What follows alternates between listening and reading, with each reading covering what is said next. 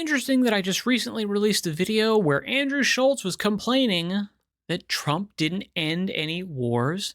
He's funding them. Well, it seems that that funding was a good leverage to get Israel to enter peace talks. And the fact that we're getting into a ceasefire, the fact that we are looking at what looks to be the end of the Israel-Hamas war kind of makes you think that actually the strategy he was taking was probably good. If your main goal is the war was ending, war seems to be ending. So maybe an apology is in order, Andrew Schultz. Maybe, if again that is actually your opinion and not just a clip taken out of context by Rolling Stone magazine, who's trying to stir up drama where there isn't any. That's also a possibility. A ceasefire between Israel and Hamas came into effect in Gaza on Friday, the Israeli military said, hours after Israel's cabinet approved a deal to pause the fighting and exchange the remaining hostages for Palestinian prisoners. Tens of thousands of people who had gathered in Wadi Gaza, in central Gaza, in the morning started walking north after the military's announcement at noon local time. Beforehand, Palestinians reported heavy shelling in parts of Gaza throughout Friday morning, but no significant bombardment was reported after. The ceasefire marks a key step towards ending a ruinous 2-year war that has killed tens of thousands of Palestinians, reduced much of Gaza to rubble, destabilized the Middle East, which I would say was pretty much the goal of Iran when they started this, when they, armed and trained and planned the, Hamas October 7th attack. The goal there was to destabilize the Middle East because they destabilized the Middle East, one where in which the Arab people in the region have a lot more hatred towards Israel, and therefore the regimes of those nations like Saudi Arabia and Egypt and these things have a much less easy time making accords and treaties and overtures of peace and improved relations with Israel. It's not as easy for them to do, because if they were to do that, Iran is in a way worse position than all these other places, because Iran is much less likely to enter into improved relations with Israel for a lot of historical reasons, a lot of reasons because of their population, and then also because those other nations do not want Iran being elevated. They don't want Iran getting like good trade deals with Israel or other places like that. They want to degrade Iran. And if all these other places, Saudi Arabia, Qatar, all these other places get into good relations with Israel, that's basically the entire Middle East against Iran, instead of the entire Middle East being more destabilized and fractious, and Iran can play people off and get better trade deals. They are more powerful. They're a more influential power in the region. So that was the goal. And the fact that it is now ending is bad for Iran, and left dozens of hostages living and dead in the territory. Still, the broader plan advanced by U.S. President Donald Trump, you can say it anytime you want, Hillary. You can say it anytime, anyone who is going to vote for Kamala. If you think that shrill harpy was going to negotiate a peace deal, you're living in a dream world. I'm sorry to tell you, but it just wasn't going to happen. All right? Donald Trump, and you know what? Even if you thought it would happen, guess what? The person who actually ended up doing it, Donald Trump. All right? Includes many unanswered questions, such as whether and how Hamas will disarm and who will govern Gaza. That is a big question, because the peace deal, part of the peace plan, I should say, is that Hamas is no longer the governance of Gaza, which I think is very reasonable. It seems crazy to have a terrorist organization be your government. And therefore, if you were given statehood, you would literally be a terrorist nation.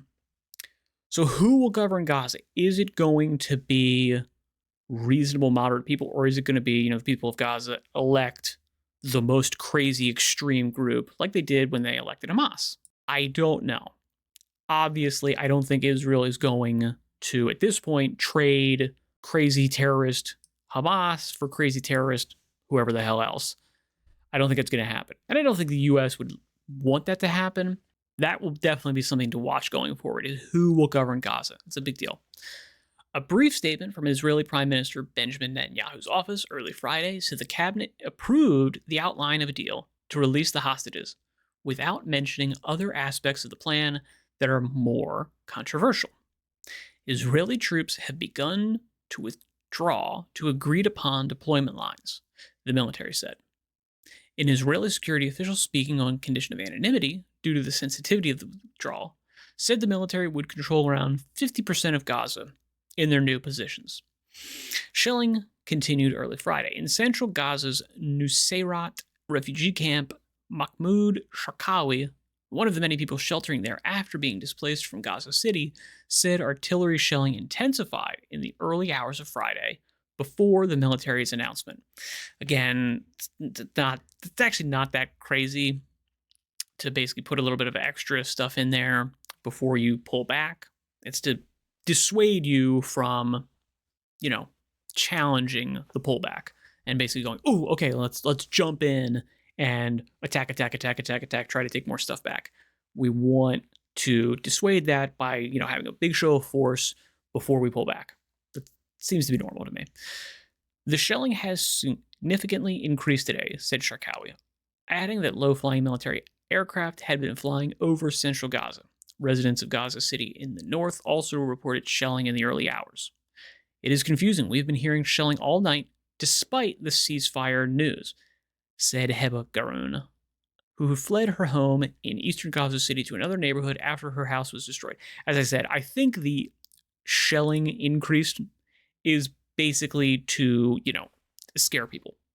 It's a tactic to basically make it so that instead of, hey, there's going to be a ceasefire, we can run out there, we can do stuff, we can, push our advantage now. No, we're gonna scare the crap out of you. Stay inside, don't do your stuff, because you're messed up from all the shelling, you're scared, you're running on adrenaline, you're high, all of that type of stuff seems very reasonable. Again, I also would say, I think regular, normal military tactic.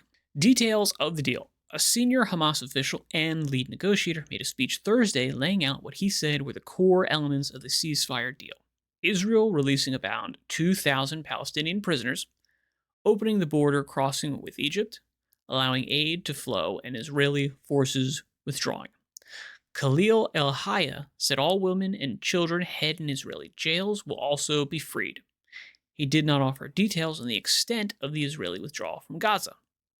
A list published Friday by Israel of Palestinian prisoners to be released as part of the deal does not include high-profile prisoner Marwan Barghouti, the most popular Palestinian leader and a potentially unifying figure. Now, I don't know anything about this guy. I have no clue about him. I don't know if this guy's a Hamas guy. I don't know if he's a super moderate guy. I have no clue who this guy is. Could be that, they're keeping him there as basically like, a hostage, like Hamas did with all the hostages. So, hey, we've got this guy. We know you really want him back. Keep to the plan. Keep to the peace deal. Keep to the ceasefire. Don't do any of this kind of stuff because we still got the person that you value the most highly. It's not pretty, but it's reasonable tactically. Israel views and some others as potentially, okay, this is just very poorly written.